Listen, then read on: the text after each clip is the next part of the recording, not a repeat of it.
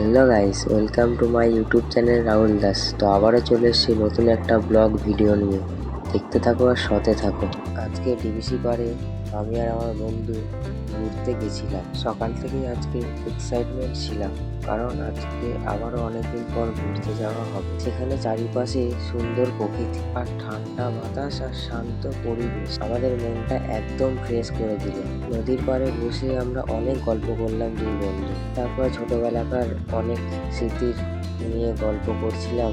তারপরে আমরা অনেক ছবিও তুললাম, ভিডিও বানালাম আর একসাথে হাসি মজাও করছিলাম। মাঝের মধ্যে জলের ঢেউ আর শান্তি বাতাসের মধ্যে আমাদের মনটা যেন আরো ফ্রেশ হয়ে যাচ্ছে। সত্যি জীবনের ছোট্ট ছোট্ট মুহূর্তগুলো আজও মনে থেকে যায়, সব দুঃখ কষ্ট ভুলিয়ে দেয়। আর আজকের দিনটা কিভাবে এত তাড়াতাড়ি কেটে গেল বুঝতেও পারিনি। ফেরার সময় মনটা একটু খারাপ লাগছিল, কিন্তু আবারও প্ল্যান করেছি কোনো একদিন সময় পেলে আবারও যাব ওই ডিবিসি পাড়ে ঘুরতে। সত্যি বলতে আজকের এই দিনটা মনে থেকে যাবে, আর ছোট্ট ছোট্ট মুহূর্তগুলো তো মনে থাকারই কথা।